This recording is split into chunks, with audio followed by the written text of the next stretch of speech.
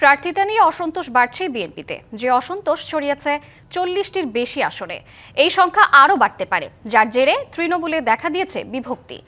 আছে কারো কারো স্বতন্ত্র হিসেবে নির্বাচনী করার ঘোষণাও। প্রশ্ন উঠেছে, এই পরিস্থিতি কিভাবে সামাল দেবে বিএনপি? বিশ্লেষকরা বলছেন, অসন্তোষ দূর করতে না পারলে নির্বাচনী কৌশলগত চ্যালেঞ্জে পড়বে দলটি।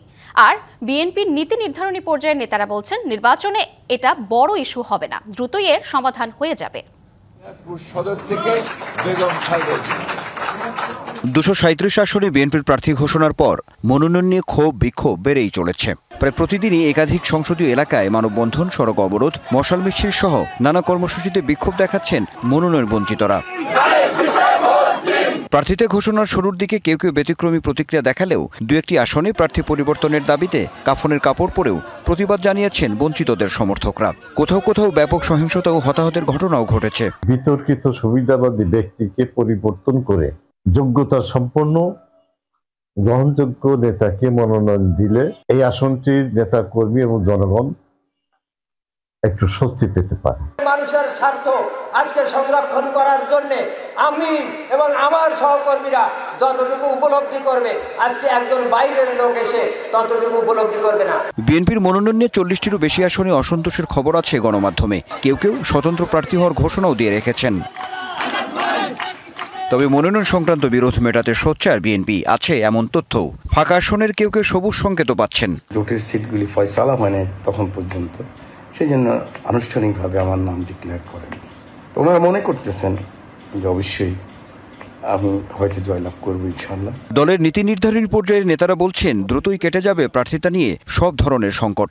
আমার দলে হাজার হাজার কর্মী আছে, গত 17 বছর যুদ্ধ করে সংগ্রাম করছে, জেলে গেছে, কিন্তু একজনকে তো নমিনেশন দিতে হবে, যে ভোট ক্যারি করতে হবে তাকে নমিনেশন দিতে হবে, দেওয়া হয়েছে। আর যারা আছে তাদের মনে ইচ্ছা আছে, চিল্লাচিল্লি করতেছে।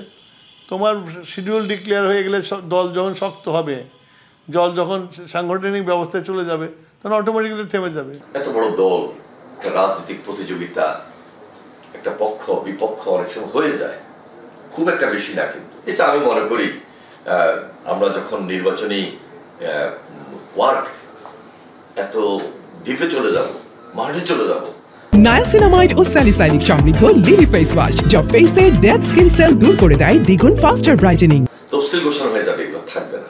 দলের সিদ্ধান্ত অমান্য করে স্বতন্ত্র প্রার্থী হলে কঠোর সাংগঠনিক ব্যবস্থা নেওয়ার কথাও জানালেন বিএনপির এই নেতা।